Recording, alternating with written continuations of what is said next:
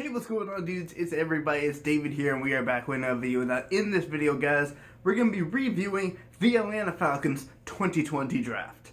Now, the draft for the Atlanta Falcons just picked with their 7th round pick. The draft is still going as I'm recording this, but we're going to go over my predictions. We're going to, after with each pick, we're going to go over the actual prediction and then my prediction for the spot, because I kind of almost got this right, except for the final 2 picks, obviously, if you guys watched my mock draft.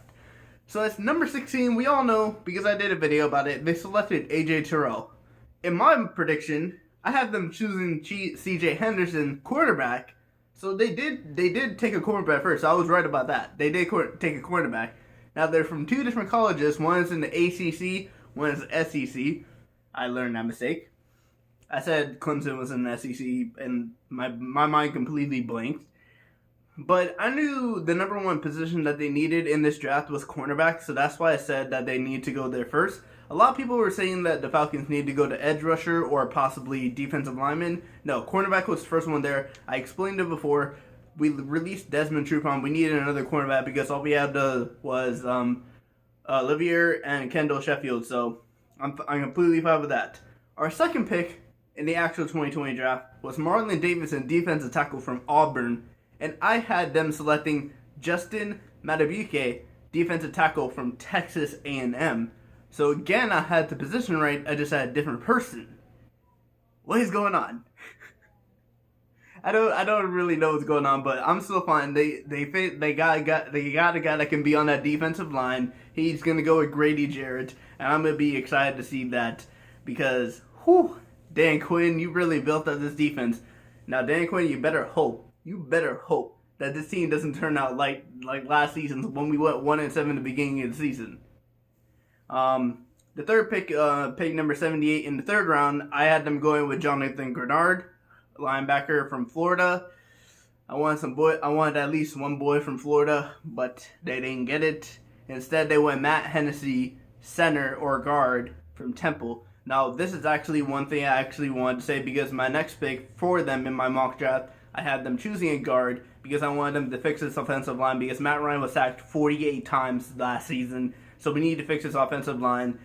And now it seems like it's going to be fixed because I think this guy can go straight in. Matt Hennessy, I want him to go straight in and play that left guard position because then we would have, I forgot his name, geez. We would have, why am I blanking on people's names? Who's the left? Jake Matthews. We would have Matt Hennessy. We would have Alex Mack, we would have Chris Lyncham, and then we would have Caleb McGray at right tackle. So that'd be a good offensive line. So I'm fine with the Falcons going for this pick, and it was a good draft pick for around that time. So I'm very happy with that. Our 2 4th-round picks went to Michael Walker, linebacker from Fresno State. I actually have never heard of this guy up until the draft day, but when they chose him, I saw his stats and I saw everything. And they gave him a grade. They gave the grade for center when it came to his overall draft report was a B. So I'm pretty fine with that. Michael Walker, they gave him a C+. And I'm just really happy that the Falcons focus on getting depth for their team and replacing the positions that we really needed. So that is one thing I'm very happy for. Michael Walker, I've never really seen any of his highlights, but if he's a good player, then he's a good player. Just a matter of fact, it doesn't matter if you win, it doesn't matter if you lose. As long as you turn out to be a very good player in the future in the NFL, that's all that matters. So next we picked Jalen Hawkins, safety from Cal, otherwise known as the University of California, Berkeley. And I'm actually glad that we said in my mock draft I had them going Shane Lemieux with our first 4th-round pick, and then Eno Benjamin, who actually stayed until the 7th round, which I was very, very shocked by before he was taken by the Arizona Cardinals. But the reason I didn't say safety in my mock draft is because we have Ricardo Allen, we have DeMonte Casey, we have Keanu O'Neal, but we did need another safety because Keanu O'Neal, we can't even tell if he's going to stay safe. DeMonte Casey is okay. I wouldn't really say he's good. Ricardo Allen's pretty decent, but I would say if Keanu O'Neal's fully healthy, he's our best safety. And now that we added another safety in there, I'm pretty sure he's good. And if we want to, I'm pretty sure he can play cornerback if somebody does get injured in that cornerback position. So I'm definitely happy with Falcons taking a safety in the 4th round. Now here's a pick that I kind of have something really weird by. Sterling Hofrechter, kicker from Syracuse. Do we really need a kicker? Do we really need a kicker? We got Young Hoo Koo from.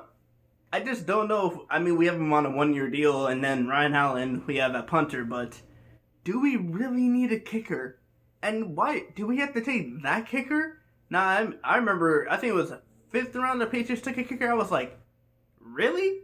The Patriots take a kicker in the 5th round? I was shocked to see that, but if we do need a kicker, then I'm okay with this. Right now we have Young Hoo Koo, and if he continues to do well, then I guess it's competition to make him do better in the NFL, to make him do better this next season. So I'm all for that.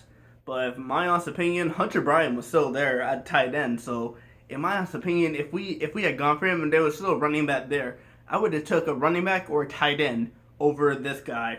But that's the only pick I actually kind of disagree with. Of course, in my mock draft, in the seventh pick, I had Mitchell Wilcox. When they were showing Mel Kiper's best remaining, Mitchell Wilcox is not even in there, so I have no problem with them not taking him.